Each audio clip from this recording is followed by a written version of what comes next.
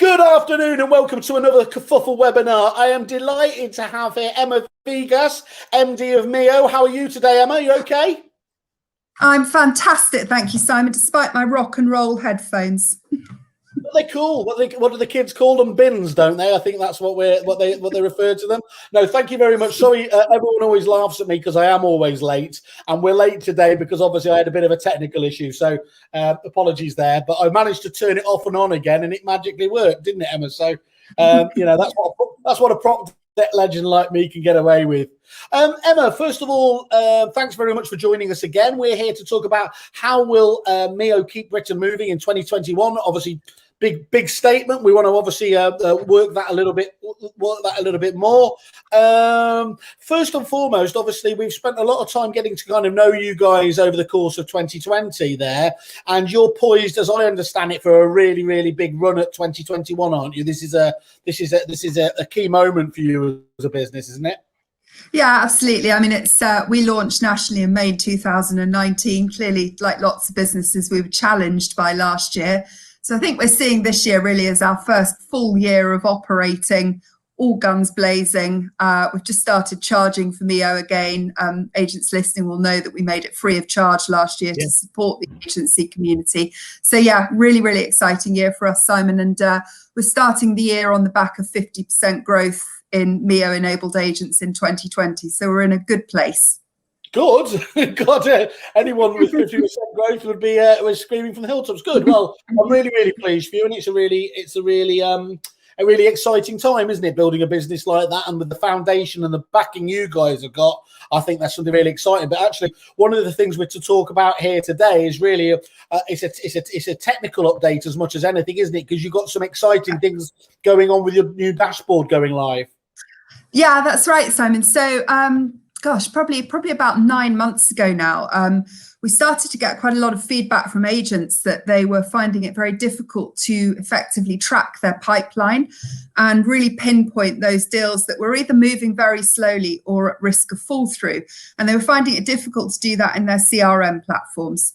In direct response to that, we set about developing some dashboards in the Mio platform. So we're going to see a demo in a minute, which really gives a really good overview. But the dashboard is the very first screen that an agent using Mio lands on.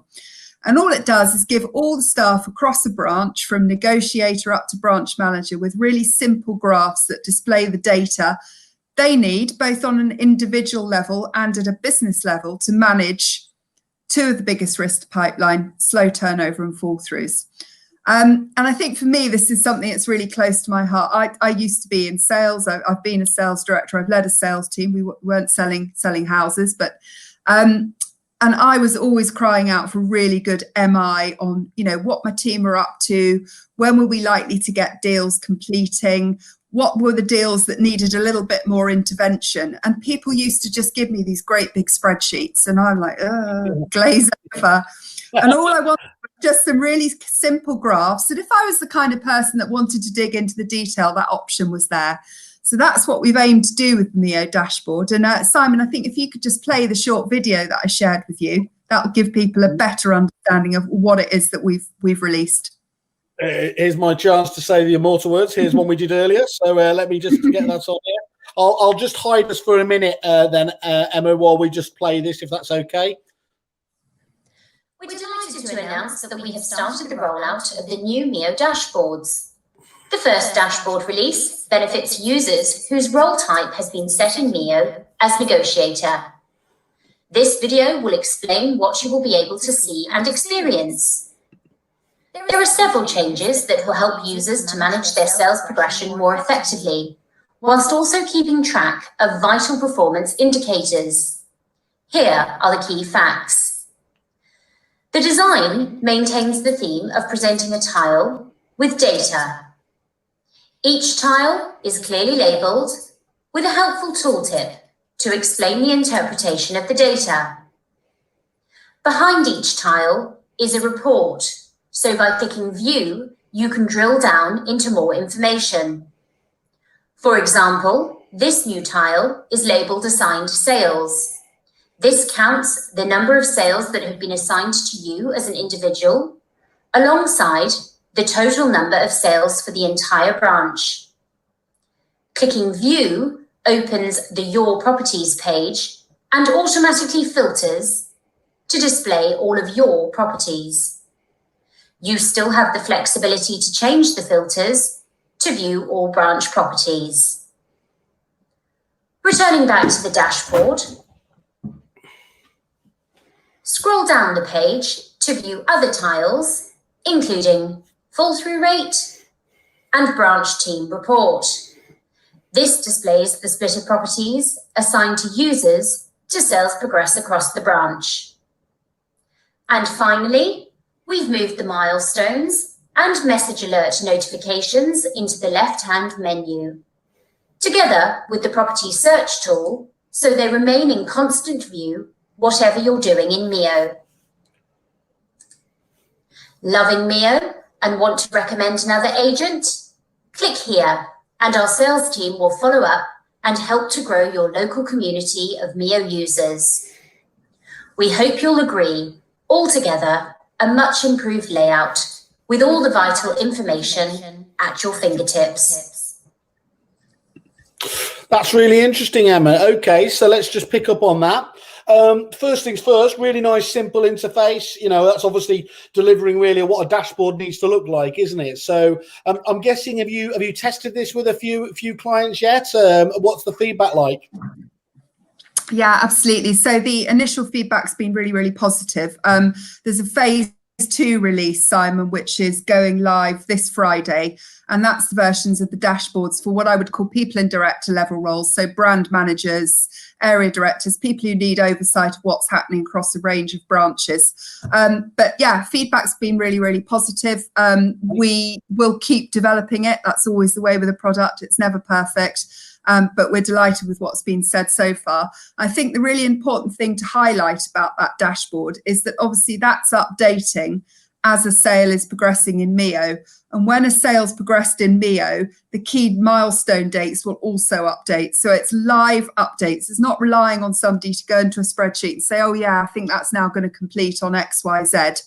It's all been driven by the data in the platform, which should improve the accuracy of forecasting.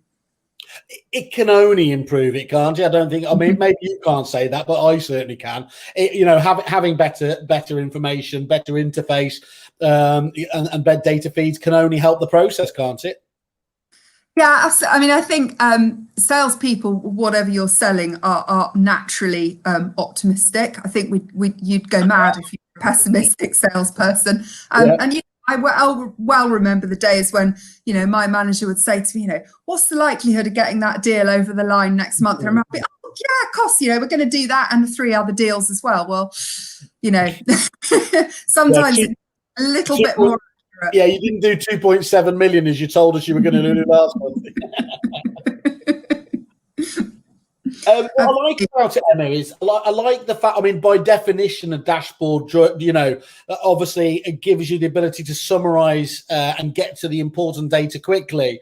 And so you've got like key elements in there, like properties that need attention and the fall throughs neatly positioned so that you can hopefully spot anything before it becomes an issue, can't you? Yeah, and I think that's really important. Everybody's flat out at the moment. Everybody's working incredibly hard.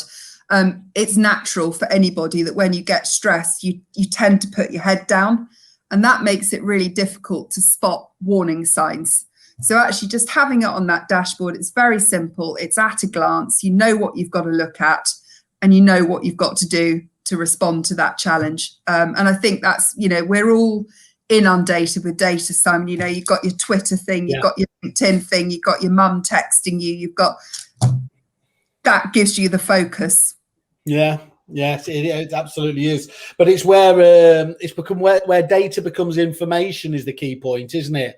When you know, as you said, you mentioned spreadsheets there. It's so easy to lose that vital information in a spreadsheet, whereas that, by definition, that's what the dashboard is about. So yeah, I think it's going to be really interesting to see the feedback on that, and I can imagine that that's going to go down well. I like the way you've broken up the milestones on the left hand side as well. So again, nicely summarized there with with the totals next to it, so you always know exactly where you're up to. And did you say that the update on Friday is going to give managers more of a control and more feedback as well themselves? Yeah, absolutely. So that's giving you an overview of what's underneath, and then obviously you can drill down into it. Again, at a glance information for a brand manager, branch manager, regional director, area director, right up to national director. Great. And but being really boring and pseudo techie, just in terms of the actual that side of things, does it work on all platforms? Is it Apple, Samsung? Have you predominantly just led with Apple at the moment? What's the process? Mio's a web-based platform. So the consumer app is the app part, and obviously that's compatible with all platforms, but Mio itself is just web-based at the moment. Excellent. Well, no, that's what you need, isn't it? Accessible from anywhere, as everyone is. So that's fantastic. So look, loosely speaking, then, Emma, what's your goal? What's your aim? I was going to say personally, but I'm sure that's aligned with the business. What are you hoping from a Mio perspective for the year ahead?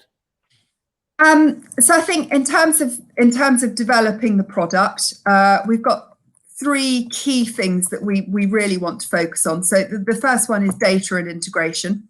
Yeah. The data is getting more updates flowing into Mio from conveyancers, surveyors, and mortgage brokers. Right. Every single one of those updates reduces the amount of chasing that agents have to do. Today, about 30% of the properties in Mio are benefiting from more than 3 automated milestone updates. So if it takes an agent 10 minutes to find out what's going on with each of those, we've now saved them 30 minutes. Not much, but it's small progress. And right now, when everybody's under time pressure, that's really important. Integrations, firstly, CRM integrations, really important for us. We haven't tackled that yet. We have a one-way integration with Repit. We've got to get 2-way integrations in place. Yep. And also integrations with other businesses and serve it in terms of we serve up our chain view, and that business shares with us their milestone data. So as an example, a conveyancing firm, we share the chain view with their conveyancers, and we get back in return progress against the conveyancing milestones. So that's a big theme for us. I think just continuing to develop a really good sales progression platform is the second key thing. Yeah. There is so much we could do, Simon. The property transaction is so broken. Yeah. We could go off and try and do 1,000 things. But the reality is we set out to develop a really, really good sales progression platform. Mio's proving that it delivers that. It's proving that it delivers immediate results in terms of just efficiency savings. So helping teams operate better. We've got over 100 customer recommendations backing that up.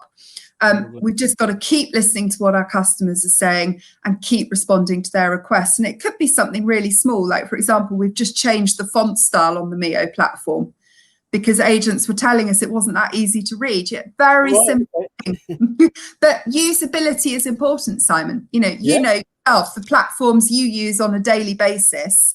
If you're losing patience with it after a couple of weeks, you're going to stop using it. So we've got to make sure it's really usable. Yeah.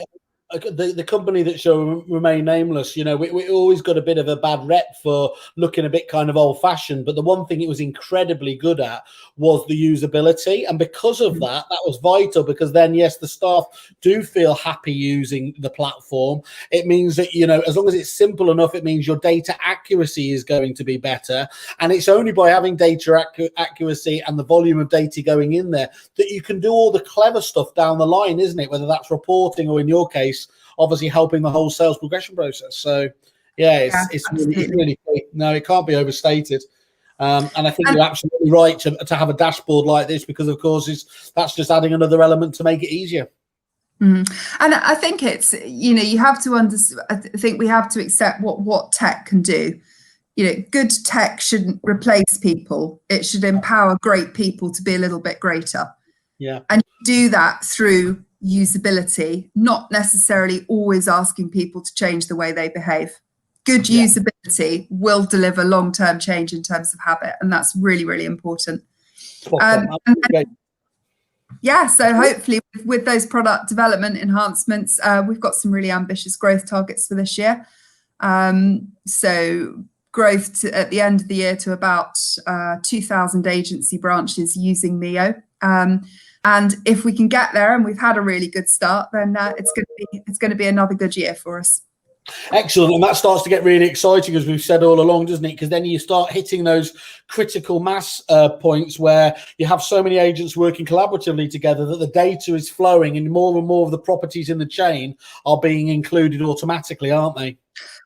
Yeah, I think that's important, Simon, but I think it's also important to understand that if you were the only agent using Mio today, you would still see an immediate improvement in efficiency in the way you progress sales, because it's giving you a very clearly signposted sales progression process. We've got to focus on more agents using the platform. We know that, but actually we're also focusing on getting more data into the platform, and that comes irrespective of how many agents we have on board. You know, we're adding new integration partners every month. Yeah. So it's not all about the number of agents using. You've got a wonderful win-win there, haven't you? As you said, you benefit straight away from greater efficiencies, but then down the line as well, you also get that one as it develops. So it's great. And Emma, what do you think? There's a lot of discussion at the moment. What do you think the main challenges are for estate agents this year? This is really interesting in light of the announcement that the extension to the stamp duty holiday is actually going to be debated on Monday. And I read that announcement. I thought, oh gosh, do I need to change what I'm going to say to Simon? And actually, I don't think I do. TM Group and Mio ran a big pan-industry survey before Christmas. So when I say pan-industry, conveyancers, estate agents, mortgage brokers, surveyors, we'll release the findings of that shortly, and that they're really, really interesting. I think the big issue that the survey responses identified for agents is that I think there's an awful lot of agents coming into this year thinking that 2020 was fantastic purely because we had such a flurry of activity in the last 6 months of the year. The reality is quite different. So December 2020 saw more completed residential transactions than in any other December since 2011. That's brilliant, and that's a tribute to the whole industry. But the Land Registry forecast for April 20 to April 2021 is predicting transactions 15% down on 2019-20, the lowest annual total since 2012. Yeah, that's one. That obviously impacts agents' revenue, and that revenue stream is going to be further challenged because delays are meaning that pipeline isn't turning over anywhere near as quickly as it was even this time last year. And I think what concerns me is I know a lot of businesses took very rapid steps in April and May to reduce overhead. My fear is that actually to catch up with the flurry of activity from July onwards, they had to bring costs back into the business. And it's how quickly they can reduce that overhead again if they need to. How responsive, how fleet of foot can they be? And how can they continue to operate efficiently whilst also looking at turnover and margins that could be quite challenged. So I think that's going to be a big challenge for 2021. And you know, even if transactions this year are back up to 2019 levels, which I think they will be, it doesn't overcome the fact that we're starting the year 15-20% down on turnover. Yeah, it's going to be a challenging one, but therein lies the opportunity, doesn't it? Because if you get your ship in order, you can step ahead of the competition, can't you? Yeah, absolutely. And I think, you know, the businesses that have got, you know, a great approach to winning listings are operating really efficiently with good teams. Businesses that are progressing those listings through to completions, through to exchange as quickly as possible. You know, are in for should be in for a good year. I think the other businesses are going to be challenged. And yeah, regardless of what happens with the stamp duty, it is likely, obviously, the number of properties coming to the market will come off a tad now. So having something like the Mio tool and the dashboard and everything else there, you know, that's a nice differentiation point, isn't it, to stand out from the crowd again? Yeah, definitely. I mean, yeah, using the consumer app as a differentiator, you know, when you're in somebody's living room or you're doing the initial meeting over Zoom, as we now do, Yeah, that's a great way to make your branch stand out from the crowd, but also as well to show to a seller what it is that your branch does to make sure that property goes from being listed to being exchanged as quickly as possible. You can evidence it. We use Mio. It's a great sales progression tool. Oh, and here's our dashboard stats, and they're showing what we're doing. And I think that's really important. And you mentioned we use Mio. Just talk to us. Last time we caught up, you were mid sale of your own home yourself, weren't you? Has that it sounds like a dodgy question, doesn't it? I'm fingers crossed now, praying it's all gone okay. How's it gone? Yeah, so we exchanged on our onward purchase today. Oh, okay, timing, yeah. Okay. Really pertinent that you mentioned that, Simon, because there's so much stuff in the press at the moment about transactions taking a long time and delays and so on and so forth. So we've moved from sale agreed to purchase with 3 properties in the chain in 8 weeks. And that's really surprising, isn't it? In terms of what we're hearing out there, obviously both agents and in the wider marketplace there, to be able to do it in that time is most people would raise an eyebrow at that. I think the key things are, first of all, I've got a reasonably good understanding of how to run the process and what's expected from me as a buyer. But Mio's just produced a guide that estate agents can give to home movers to tell them what they need to do to help things progress. Fantastic estate agent acting for the sellers of the purchase we're buying. In terms of keeping me up to date with what's going on, they've been absolutely brilliant. And also my conveyancer was fabulous. And we're all prepared to work collaboratively. But I think the key thing is that buyers and sellers need to go into this process recognizing that they have a responsibility to help manage it themselves and understanding what they can do to help it move faster. And it's not rocket science. It's just things like, don't sit on that form your solicitors asked you to fill out for a week. Fill it out on the day and get it back to them. Yeah, it's a lot of the power's back in their hands and they need to deliver on it, don't they? That's fun. What else did you take from the whole process? It's horrific.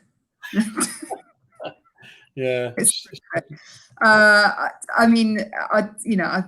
isn't new. I haven't learned this through this move. Every single part of the process is broken in some way. There's not one part where you think that's really smart. Yeah. That worked really, really well. How did we get to this point, Emma? Is there a simple explanation, or is it literally a derivation of the fact that this is a system that has evolved over not just tens but hundreds of years? I think it's partly due to that, but that doesn't mean to say it should be as difficult to fix as we have lots of systems that have evolved over hundreds of years. They don't all continue to operate with numerous fractures in them. I think the biggest challenge with this is that the process is run by you have 5 different people, 5 different businesses with input, the home mover, the mortgage broker, and systems don't talk to each other, regulators don't talk to each other, trade bodies don't talk to each other.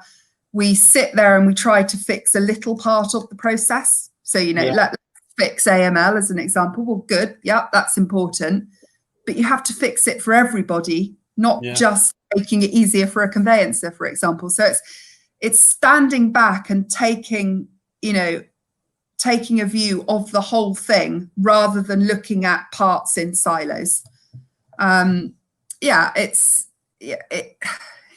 It's proven itself to be, for a long time, to be something that's very, very difficult to fix. I don't believe it's impossible to fix, though.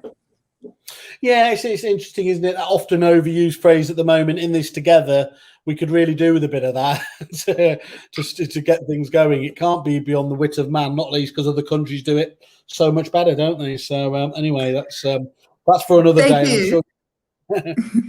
I think they do, but they start with a different process. That's like saying Scotland does it so much better. Well, they do, because their process is different.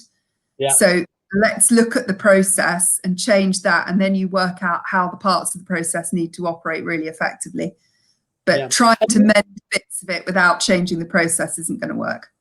No, I get that. And you mentioned, obviously, the Mio Chain View has had a lot of publicity. What does that mean to an estate agent? Okay, so it's really simple. So agents build the chain in Mio. Takes 5 minutes. I know that agents like it built automatically, but you do have to invest a little bit of time to make a big difference in the future.